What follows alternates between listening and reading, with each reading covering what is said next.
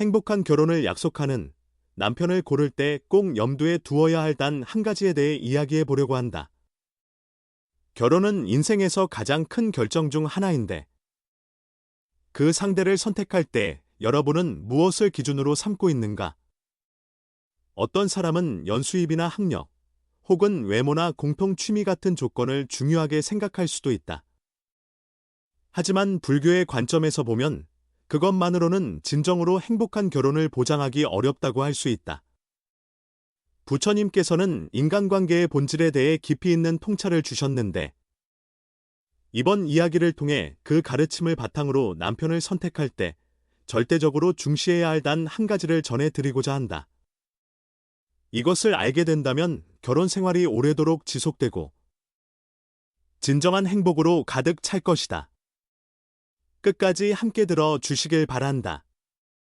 결혼 상대에게 바라는 조건이 무엇인지, 결혼 생활에서 중요하다고 생각하는 요소가 무엇인지 궁금하다. 혹시 이 이야기를 듣고 떠오르는 생각이나 경험담이 있다면 꼭 들려주었으면 좋겠다. 다양한 의견을 나누는 과정에서 많은 분들이 서로에게 도움이 될 수 있기 때문이다. 어느 날 있었던 한 젊은 여성의 이야기를 먼저 전해보고 싶다. 이름은 미사키. 30대가 되어 진지하게 결혼을 고민하던 그녀는 이상적인 남편을 찾고 싶어 여러 가지 기준을 따져보았지만 막상 자신에게 정말로 중요한 게 무엇인지 확신이 서지 않았다. 주변 친구들은 각자 다른 조언을 해주었다. 결혼 상대는 안정적인 수입이 있어야 불안하지 않아. 아니, 외모도 중요하지 않을까? 공통 취미가 있어야 서로 즐겁지. 미사키는 어느 말도 틀리지 않은 것 같았지만 그중 무엇이 정말 중요한지 점점 혼란스러워졌다. 그러던 어느 날, 우연히 동네 절에서 열리는 불교 공부 모임에 참석하게 되었다. 거기서 많은 사람들의 고민을 들어주는 한 장로 스님을 만나게 된다. 미사키는 용기를 내어 이렇게 물었다. 장로님, 저는 결혼 상대를 선택할 때 어떤 기준을 세워야 할지 모르겠습니다. 어떻게 해야 행복한 결혼을 할 수 있을까요? 그러자 장로는 조용히 미소 지으며 답했다. 결혼은 두 사람이 함께 인생길을 걷는 여행과 같습니다. 그 여행을 행복하게 만들려면 상대의 어떤 부분을 보는지가 매우 중요하답니다. 미사키는 그 말에 호기심이 생겨 장로의 가르침을 들으면서 자신의 결혼관이 조금씩 변해가는 것을 느꼈다. 그렇게 해서 알게 된 남편을 고를 때 꼭 중시해야 할 단 한 가지는 바로 상대의 덕덕을 보는 것이라는 이야기였다. 장로는 덕이란 그 사람의 내면적 아름다움과 인격을 가리키는 것이며, 부처님께서는 인간관계에서 가장 중요한 것은 서로에 대한 신뢰와 존경이라고 가르쳐 주셨다고 했다. 그리고 그 신뢰와 존경의 토대가 되는 것이 바로 덕이라고 설명했다.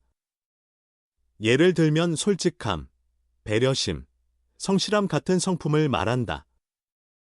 이전까지 미사키는 결혼 상대에게 외모나 수입, 사회적 지위 같은 외적인 요소를 먼저 따져왔지만 내면적인 자질인 덕에 대해서는 깊이 생각해 보지 않았던 자신의 모습을 돌아보게 된다. 장로는 결혼 생활은 긴 여정이므로 겉으로 보이는 요소는 시간이 흐르면 의미가 희미해질 수 있지만 덕이 있는 사람이라면 어떤 어려움도 함께 이겨낼 수 있다고 강조했다. 정직한 사람과 함께라면 배신당할 일이 없고, 배려심 있는 사람이라면 내 고통에 공감해주며, 성실한 사람이라면 진심으로 내 행복을 바랄 것이라는 말에 미사키는 크게 공감했다. 그리고 그렇다면 어떻게 상대의 덕을 알아볼 수 있을까라고 질문했다. 장로는 일상 속 행동을 살피라고 가르쳤다. 길에서 곤란해하는 사람을 보면 도와주는지, 거짓말 없이 약속을 잘 지키는지, 같은 작은 행동이 그 사람의 본질을 드러낸다는 것이다. 장로의 말을 들으며 미사키는 전에 만났던 누군가가 식당 종업원에게 무례했던 일을 떠올렸다.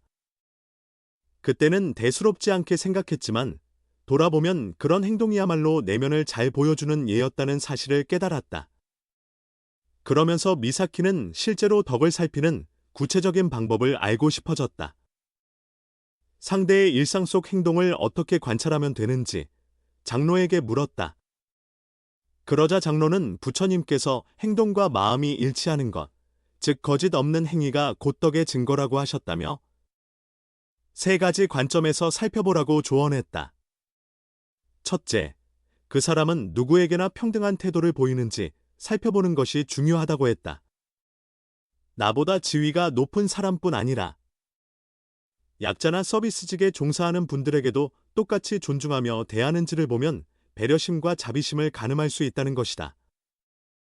두 번째로, 말과 행동이 일치하는지를 보는 것도 중요하다고 했다. 말로만 그럴듯하게 약속하지 않고 실제로 그 약속을 지키는지 일상에서 확인해야 한다는 의미다. 마지막으로, 어려운 상황에 부딪혔을 때의 반응을 관찰하라고 했다. 곤란이나 실패에 직면했을 때 바로 남 탓을 하거나 분노부터 드러내는 사람이라면 결혼 후에도 계속해서 문제를 일으키고 상대를 힘들게 할 가능성이 높다는 것이다. 이 세 가지 관점을 듣고 나서 미사키는 이제껏 자신이 놓치고 있던 정말 중요한 부분을 배운 기분이 들었다. 외적인 조건뿐 아니라 일상 속 태도와 가치관을 통해 상대의 덕을 파악해야겠다고 결심했다. 장로는 여기서 그치지 않고 또 하나 중요한 사실을 일러주었다. 미사키 씨, 당신 자신도 덕을 갖추고 키워가야 한다는 점을 잊지 마세요. 부처님께서는 거울의 법칙을 말씀하셨습니다. 주변에 보이는 사람들의 모습은 자기 내면을 비추는 거울과도 같다는 것이지요. 미사키는 놀라며 제 덕이 상대에게도 영향을 미친다는 말씀이신가요? 하고 묻자 장로는 그렇습니다. 덕이 있는 사람을 만나려면 나 자신도 덕을 실천해야 합니다. 자기 안에 정직과 성실이 있다면 자연히 같은 가치를 지닌 사람이 끌려오게 마련이지요. 하지만 자신의 내면이 게으름이나 이기심으로 가득 차 있다면 비슷한 성향의 사람을 만나게 될 가능성이 큽니다 하고 설명했다. 그러면서 장로는 약속을 잘 지키고 다른 이들의 고통을 외면하지 않고 사소한 일에도 감사하는 태도 등 매일의 작은 행동이 결국 자신을 성장시키는 길이라고 강조했다.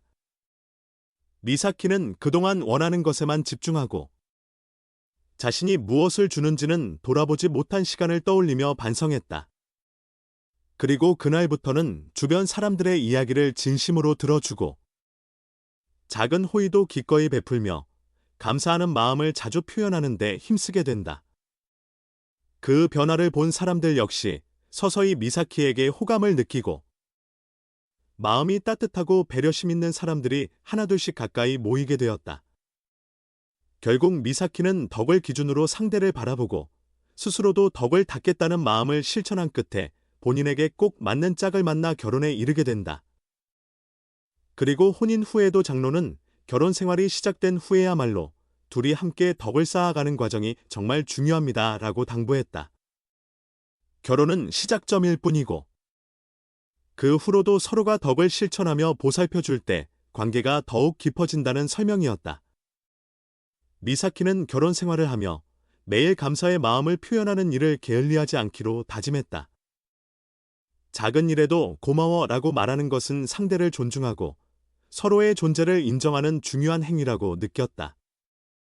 또한 부처님께서는 분노는 돌을 던지는 것과 같아 결국 자신도 다치게 된다고 하신 만큼 상대방의 실수나 단점에 대해 지나친 분노를 쏟아내기보다는 받아들이고 이해하려 노력해야 한다는 것도 배웠다. 그러면서 부부가 같은 목표나 가치관을 공유하는 것도 중요하다고 하였다.